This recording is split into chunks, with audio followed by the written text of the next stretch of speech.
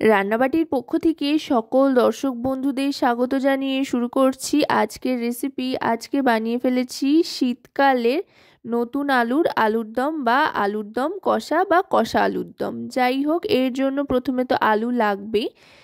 নতুন আলু এখন উঠছে বেশ ভালোই বাজারে, তাই ভাবলাম চটপট বানিয়ে ফেলি আর আপনাদের সাথে শেয়ার করে ফেলি।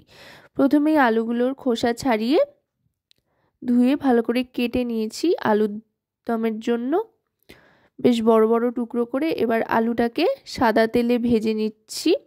একটু হলুদ গুঁড়ো দিয়ে দিলাম হাফ টিস্পুন পরিমাণে, এতে খুব সুন্দর একটা রং আসবে। একটু লালচে রং আসা পর্যন্ত আলুগুলোকে ভেজে নিতে হবে মিডিয়াম টু লো ফ্লেমে রেখে। লালচে রং চলে এসছে মোটামুটি। এবার আলুগুলো আমি তুলে নিচ্ছি। আমি দুটো ব্যাচে সমস্ত আলু কিন্তু ভেজে নিয়েছি। আলু ভেজে রান্না করলে তাহলে কিন্তু মশলাটা খুব সুন্দর আলুর গায়ে ইনসিস্ট করে। এবার ফোড়ন হিসেবে দিয়ে দিচ্ছি সাদা জিরে 1 টিস্পুন পরিমাণে, আর তেল একটু কমিয়েও নিয়েছি আলু ভাজার পর।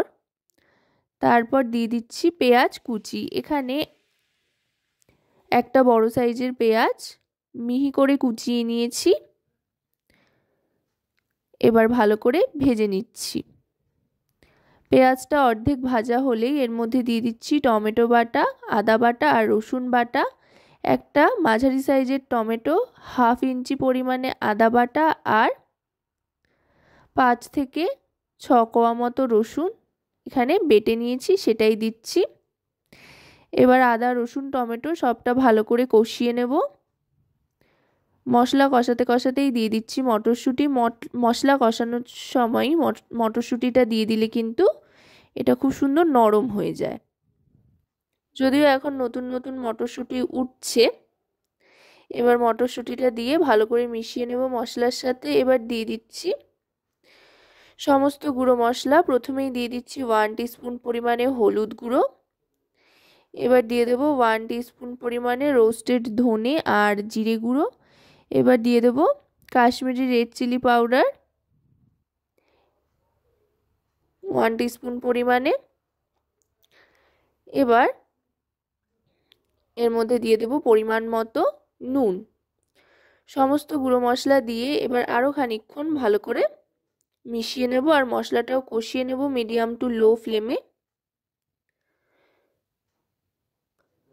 আশা করব রেসিপিটি আপনাদের ভালো লাগবে। যদি রেসিপিটি আপনাদের ভালো লাগে তো অবশ্যই রান্নাবাটি চ্যানেলটিকে সাবস্ক্রাইব করে লাইক শেয়ার কমেন্টের মাধ্যমে আমাদের পাশে থাকবেন। আর যদি রেসিপিটি আপনারা আমাদের ফেসবুক পেজ থেকে দেখেন তাহলে অবশ্যই রান্নাবাটি ফেসবুক পেজটিকে ফলো করার অনুরোধ রইল।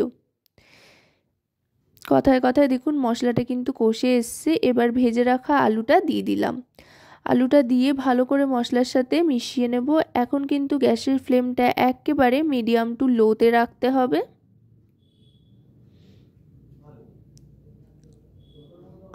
এবার দিয়ে দিচ্ছি জল আলুটা সেদ্ধর জন্য, সাথে মটরশুঁটিটাও সেদ্ধ হয়ে যাবে। খুব একটা বেশি জল দিচ্ছি না, মোটামুটি আলুগুলো ডোবে এরকম জল দিলেই কিন্তু এখন চলবে। যেহেতু সেদ্ধ করব সেই জন্য বেশি জল দিলে কিন্তু সেদ্ধ হতে অনেকটা বেশি সময় নিয়ে নেয়। এবার গ্যাসের ফ্লেমটা মিডিয়াম টু লো অবস্থাতে রেখেই সমস্তটা একধার করে নিয়ে এবার ঢাকনা চাপা দিয়ে দেব। আলুগুলো সেদ্ধ হতে যতক্ষণ সময় লাগবে মোটামুটি 4 থেকে 5 মিনিট মতো ঢাকনা চাপা দিয়ে রাখার পর ঢাকনাটা সরিয়ে নিলাম। দেখুন জলটা কিন্তু অনেকটাই টেনে এসছে আর আলুগুলোও খুব সুন্দর সেদ্ধ হয়ে গিয়েছে আর দারুণ সুন্দর গন্ধও ছাড়তে আরম্ভ করেছে। শীতকালে এরম ধরনের নতুন আলুর দম থাকলে আর কিন্তু কোনো কিছুরই প্রয়োজন হয় না। একেবারে যখন শুকিয়ে আসবে গ্রেভিটা তখন দিয়ে দেব এতে শাহি গরম মশলার গুঁড়ো 1/2 টিস্পুন পরিমাণে। এতে করে দারুণ সুন্দর একটা ফ্লেভার আসবে। এবার এর মধ্যে দিয়ে দেব কাসুরি মেথি। চাইলে আপনারা ধনেপাতার কুচিও ব্যবহার করতে পারেন, আবার কাসুরি মেথিও দিতে পারেন। কাসুরি মেথি দিলে একটু হাতে ঘষে নিয়ে তারপরে দেবেন, তাহলে দেখবেন দারুণ সুন্দর একটা গন্ধ আসছে। এবার ভালো করে মিশিয়ে নিয়ে সামান্য একটু ঈষৎ উষ্ণ গরম জল দিয়ে দিচ্ছি। হালকা গ্রেভি, খুবই অল্প গ্রেভি করব সেই জন্য। চাইলে আপনারা একেবারে শুকনো শুকনো নামিয়ে নিতে পারেন। একটু গ্রেভির জন্য সামান্য একটু ঈষৎ উষ্ণ গরম জল দিলাম, দিয়ে এবার গ্যাসের ফ্লেমটা মিডিয়াম টু হাইতে রেখে ভালো করে ফুটিয়ে নেব। ফুটিয়ে নিয়ে 1 মিনিট মতো স্ট্যান্ডিং টাইমে রেখে এবার এটা আমি সার্ভ করে দিচ্ছি।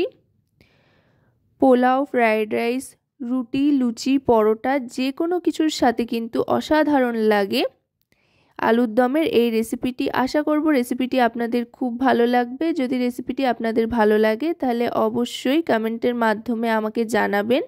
সকলে খুব ভালো থাকবেন ও সুস্থ থাকবেন এবং রান্নাবাটির সাথে থাকবেন। এতক্ষণ পর্যন্ত আমাদের সাথে থাকার জন্য ও আমাদের ভিডিও দেখার জন্য আপনাদেরকে অনেক অনেক ধন্যবাদ।